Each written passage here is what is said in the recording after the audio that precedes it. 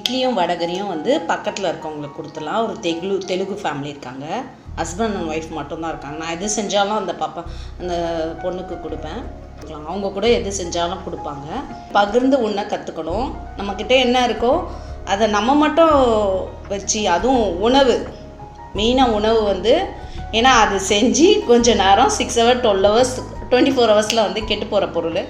அதை வந்து சேர்த்து வச்சுக்கணுன்னு நினைக்கக்கூடாது, யாராச்சும் கொடுக்கணும். ஓகே, முக்கியமாக வந்து ரொம்ப கஷ்டப்படுறாங்கன்னா அவங்களுக்குலாம் ஒரு வேளை சாப்பாடாவது கொடுக்கறதுக்கு ட்ரை பண்ணணும்.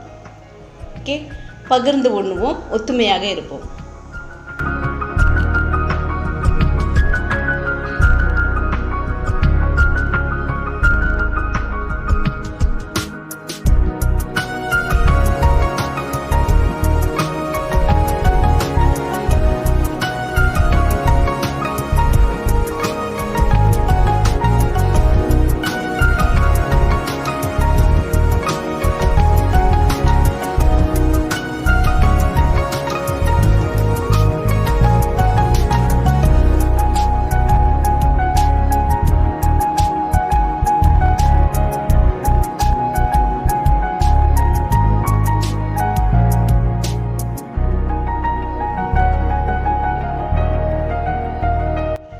இன்றைக்கி வந்து சாஃப்டான இட்லியும் வடகரியும், my style vada curry. Easy.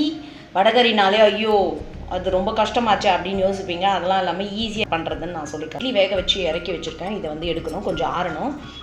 Idli சாஃப்டாக வரதுக்கு டிப்ஸ் என்னென்னா, இது வந்து நான் மிக்சியில் அரைச்சது தான். கொஞ்சம் உளுந்து அதிகமாக போடணும், ஏன்னா வந்து மிக்சி வந்து அந்த அளவுக்கு அரையாது, இது அளவுக்கு கிரைண்டர் அளவுக்கு. ஸோ வந்து இது வந்து 3 கப் அரிசிக்கு வந்து 1 கப் வந்து உளுந்து போட்டிருக்கேன். ஸோ இது ஆறுனதுக்கப்புறம் எடுக்கணும். ஓவராக ஆற விடக்கூடாது. அண்ட் தென் வந்து ஃபேன் காற்றுலேயும் ஆற வைக்கக்கூடாது. அப்படியே கிச்சன்லேயே ஒரு ஓரமாக வச்சுட்டோன்னா அந்த காற்றுலேயே வந்து ஆறணும். ஃபேன் போட்டால் மேலெல்லாம் வரன்னு ஆகிடும். ஸோ இப்படியே ஆற விட்டு கொஞ்சம் வார்மாக இருக்கும் போது எடுத்துடணும். ஓகேவா? அண்ட் தென் இப்போ வடகரிக்கு வந்து பார்த்திங்கன்னா வெங்காயம், தக்காளி, பச்சை மிளகா, பூண்டு வந்து சிறுவாக அரிஞ்சு வச்சுட்டுருக்கேன், இஞ்சி பூண்டு பேஸ்ட்டு. இது வந்து பார்த்திங்கன்னா வந்து நான் எஸ்டர்டே ஈவினிங் வந்து வடை போட்டேன். கடலப்பருப்பு, உளுத்தம்பருப்பு, அதில் வெங்காயம் போட்டு குட்டி குட்டியாக வடை போட்டேன், மசால் வடை மாதிரி போட்டேன். ஸோ அதிலே வந்து காஞ்ச மிளகாவும் அரைச்சிருக்கேன். ஸோ அதில் கொஞ்சமாக மீதி வச்சேன். ஸோ சண்டே மார்னிங் கொஞ்சம் லேசியாக இருக்குமே, சரி வடகரி பண்ணிக்கலாம் அப்படின்ட்டு. ஸோ இது வரைக்கும் பத்தாது, அதுக்காக கொஞ்சமாக தோரம்பருப்பு ஊற வச்சுருக்கேன். நீங்கள் வடகரி பண்ணுறதா இருந்தால் தோரம்பருப்பு, கடலப்பருப்பு, அப்புறம் வந்து நல்லா கொஞ்சம் நேரம் ஒரு 1 hour ஊற வச்சுட்டு அதை அரைச்சிட்டு கொரன்னு அரைச்சிட்டு அதில் வந்து நீங்கள் வந்து காஞ்ச மிளகா, கொஞ்சம் பூண்டு, சோம்பு போட்டு அரைச்சிக்கணும். ஸோ நான் அதெல்லாம் வந்து எஸ்டர்டேவே பண்ணிட்டேன். இதில் கொஞ்சம் இருக்குது, அதோட கொஞ்சமாக தோரம்பருப்பு ஆட் பண்ணிக்கிறேன். பிகாஸ் வந்து இது பத்தாது, அதனால். ஸோ இவ்வளோ தான். இது எவ்வளோ ஈஸியாக நம்ம பண்ணுறதுன்னு நான் காட்டுறேன். தோரம்பருப்பு வரைக்கும் இப்போ அரைச்சி இதில் போட்டு மிக்ஸ் பண்ணி பண்ணலாம். ஸோ இந்த மாதிரி ஒரு கிளாஸில் தண்ணி வச்சுக்கணும். தண்ணி வச்சு தொட்டு தான் எடுக்கணும், அப்போ தான் வந்து நல்லா வரும். ஸோ இது பாருங்கள், தண்ணி வச்சு தொட்டுட்டு இப்படி இப்போ பாருங்கள் வார்மாக இருக்குது. ஸோ எடுத்து காட்டுறேன், எவ்வளோ சாஃப்டாக இருக்குது நான் அடிக்கிறதுல. இந்த இட்லி குண்டானுக்கு 2 தட்டு தான். ஸோ 2 தட்டில் பார்த்திங்கன்னா வந்து 9 தான் வரும், 5 4ன்ட்டு.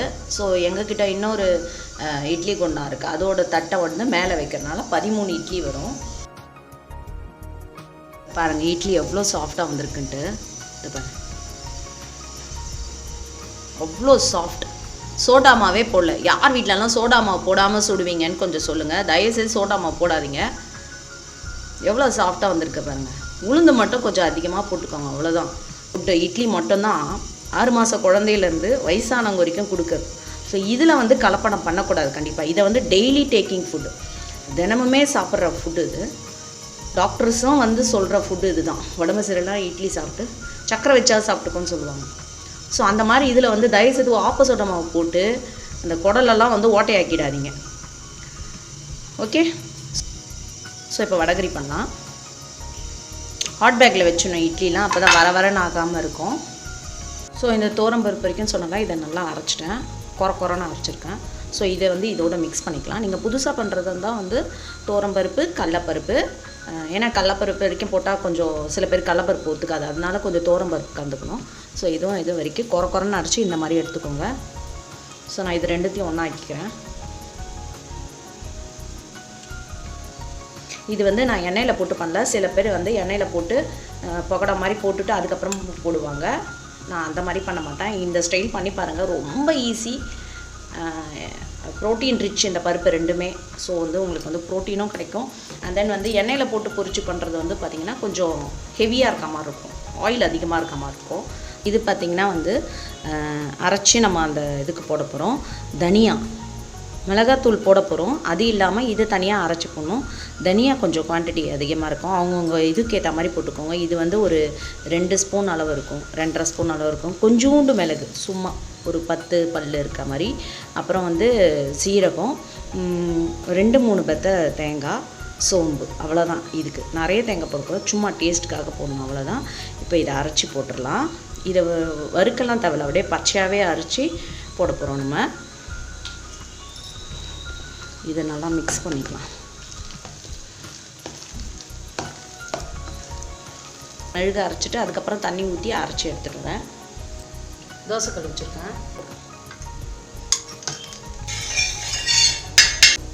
இது இருக்குல்ல, இதை வந்து அப்படியே உங்கள் குவான்டிட்டிக்கு ஏற்ற மாதிரி 2 வாட்டி 3 வாட்டி போட்டுக்கோங்க. நான் கொஞ்சமாக இருக்கனால நான் ஒரே வாட்டி போட்டுறேன், அவ்வளோதான்.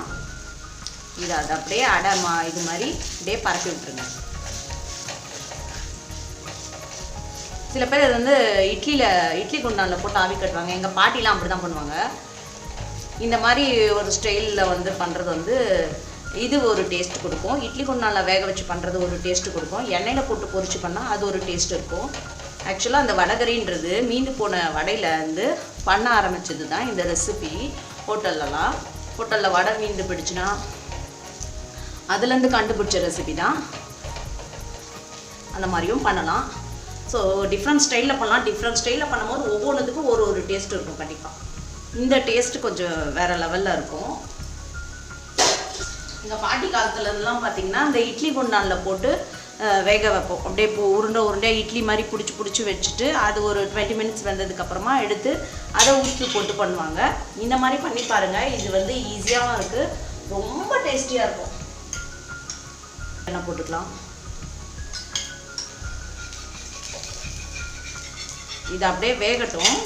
ஸ்லிம்மில் வைக்கணும், ஹை ஸ்பீடில் வைக்கக்கூடாது. அதுக்கப்புறம் பார்த்திங்கன்னா தீஞ்சு போயிடும். ஸ்லிம்மில் வச்சுட்டு மூடி வச்சுருங்க.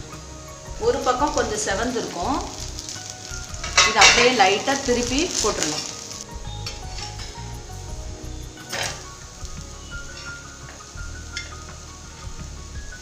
நம்ம உதிர்த்து தான் விட போகிறோம், அதனால் புண்டா ஒன்றும் பிரச்சனை கிடையாது. ஸோ அந்த பக்கம் வேகட்டும். ஸோ கொஞ்சம் எண்ணெய் விடலாம். அந்த தனியா சொன்னேன்னா அதை நல்லா அரைச்சிட்டேன். நம்ம வந்து இதை வந்து வேறு மாதிரி ஸ்டைலில் பண்ண போகிறோம், கடாயில் பண்ண போகிறதில்ல. So we are going to do in cooker. Yes, குக்கரில் தான் பண்ண போகிறோம். வடகரினாலே ஹெவியாக தான் இருக்கும், எண்ணெய்லாம் கடுகறிங்க, அப்போ தான் அது டேஸ்ட் வரும். வேணுன்னா கொஞ்சம் கம்மி பண்ணிக்கலாம். நான் போடணுன்னா சோம்பு, இது ஒரு 2, தென் பட்டை, அதான் வாசனையாக இருக்கும். இது ஜீரணத்துக்கும் இருக்கும் அது, ஓகேவா? ஸோ அவ்வளோதான். அது இது வேண்டே இருக்கட்டும். இதை வந்து கொஞ்சம் ஆறுனதுக்கப்புறம் அப்படியே உதுத்தணும். ரொம்ப உதிரக்கூடாது, ஓரளவுக்கு ஒன்றும் பாதியமாக ஒதுக்கணும். ஏன்னா வந்து நம்ம வந்து இப்போ குக்கரில் போடுறதுனால அதுவே கொஞ்சம் குழஞ்சிரும். வேக வச்சு இந்த மாதிரி பண்ணாமல் நீங்கள் குக்கரில் போட்டிங்க அது வந்து கூட்டாயிடும். ஸோ இந்த மாதிரி தான் பண்ணணும். ஸோ வந்து கண்டினியூஸாக பாருங்கள், ஸ்கிப் பண்ணிங்கன்னா அது வேறு மாதிரி டிஷ் ஆகிடும். ஸோ பூண்டு, வெங்காயம், பச்சை மிளகாய் ஒன்றா போட்டுறேன். அந்த வடகரிக்கு இதுக்கு உண்டான உப்பு தனியாக இருக்கும், இதுக்கு உப்பு தனியாக இருக்குது. ஸோ இந்த டிஷ்ஷுக்கு உப்பு போடணும். இப்போ நான் ஃபஸ்ட்டு வெங்காயத்துக்கு வரைக்கும் உப்பு போடுறேன், வெங்காயம் தக்காளி வரைக்கும் உப்பு போடுறேன். அதுக்கப்புறமா வந்து ஃபுல்லாக டிஷ்க்கு உப்பு போடலாம். உப்பு கொஞ்சம் பார்த்து போடணும், ஏன்னா அதுக்கு தனித்தனியாக உப்பு இருக்கும்போது அப்புறம் அதிகமாகிடும்.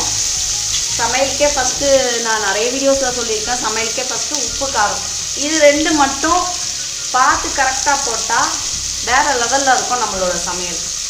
ஒரு வாட்டி பண்ணுங்கள், 2 வாட்டி பண்ணுங்கள், 2 வாட்டி தப்பு வருதா 3வது வாட்டியும் பண்ணுங்கள், 4வது வாட்டியும் பண்ணுங்கள், 5வது தடவையும் கண்டிப்பாக 10வது தடவை ஒரு ஸ்பெஷலாக வரும் நம்மளோட கிச்சன். ஸோ நம்ம இஷ்டத்துக்கு சமைக்கிறோம், நம்ம இஷ்டத்துக்கு நம்மளோட இனோவேட்டிவ் பார்த்து பண்ணணும், ஹெல்த்தியாக கொடுக்கணும், அவ்வளோதான்.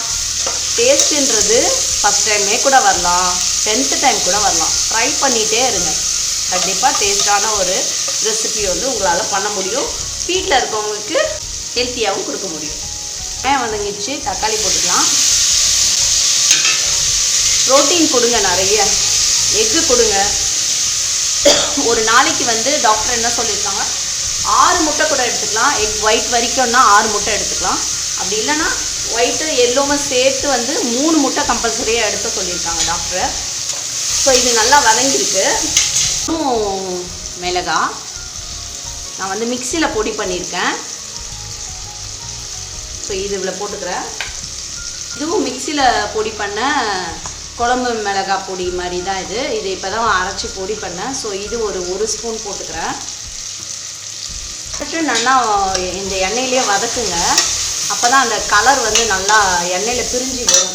அரைச்சொல்ல தனியாக இந்த இது இதில் போட்டுக்கலாம். இதையும் நல்லா எண்ணெயிலே இப்படி போட்டு வதக்குங்க. இந்த மாவு அரைச்சோம்ல, இந்த மாவு அரைச்சி அந்த பச்சையாக இருக்கிறதே கொஞ்சம் எடுத்து வைக்கணும். அதுக்கப்புறமா தான் இந்த வறுக்கணும்.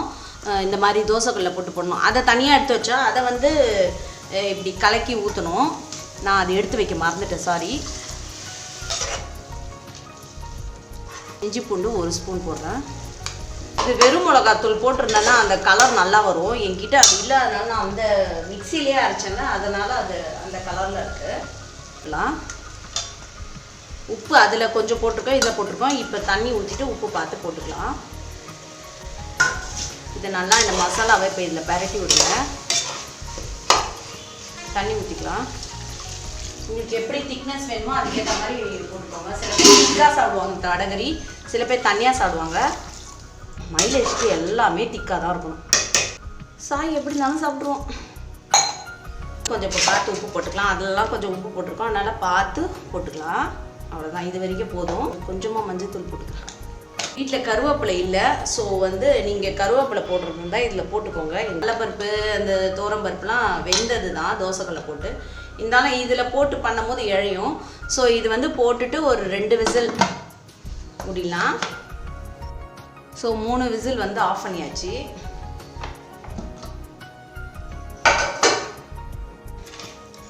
சூப்பராக வந்திருக்கா. இப்போ ஜஸ்ட்டு ஒரு லைட்டாக ஒரு கொதி வர வைக்கணும், அப்போ தான் வந்து அந்த ஃபினிஷிங் நல்லா வரும். மற்றபடி இது அவ்வளோதான். இதில் வந்து கருவேப்பிலை, கொத்தமல்லி, புதினா அதெல்லாம் போட்டுக்கலாம். என்கிட்ட இல்லை, அதெல்லாம் நான் போடல. ஓகே, இருப்பதை வைத்து சிறப்பாக வாழ்வோம். அவ்வளோதான்.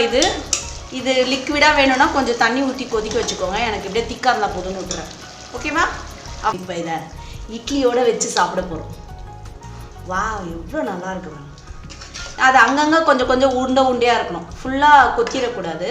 அதனால தான் நான் என்ன பண்ணேன், பெருசாகவே போட்டேன். இப்போ குக்கரில் போட்டோன்னே இதுவாகிடுச்சா வேறு லெவலில் இருக்கும் இந்த வடகரி. ஸோ சர்வ் பண்ணலாம். சாஃப்டான இட்லி இருக்குது பாருங்களேன். அங்கங்கே கட்டி கட்டியாக இருக்கணும். இது வேணால் கொஞ்சம் இன்னும் லிக்விடாக, அதனால தான் இறக்கும் போதே நம்ம வந்து தண்ணியாக இறக்கிக்கணும். அப்போனா கொஞ்சம் டைம் ஆக இருக்கும். சில பேர் திக்காக சாப்பிட்ணுன்னு கேட்பாங்க, அவங்களுக்குலாம் வந்து இந்த மாதிரி வச்சுக்கோங்க. தண்ணியாக வேணுன்றவங்க இன்னும் கொஞ்சம் தண்ணி ஆட் பண்ணிக்கோங்க. ஸோ சூப்பரான வடகரி ரெடி. வாவ், எவ்வளோ நல்லா இருக்குது பாருங்களேன். வாங்க சேர்ந்து சாப்பிட்லாம். இதே மாதிரி ட்ரை பண்ணிட்டு எனக்கு கமெண்ட் பண்ணுங்கள். Okay, thank you. This is Bhavani from MGB lifestyle and kitchen. நம்ம சேனலை இப்போ தான் புதுசாக பார்க்குறீங்கன்னா சப்ஸ்கிரைப் பண்ணி தொடர்ந்து சேனலை வந்து சப்போர்ட் பண்ணணுன்னு கேட்டுக்கிறேன். தேங்க்யூ, பாய்.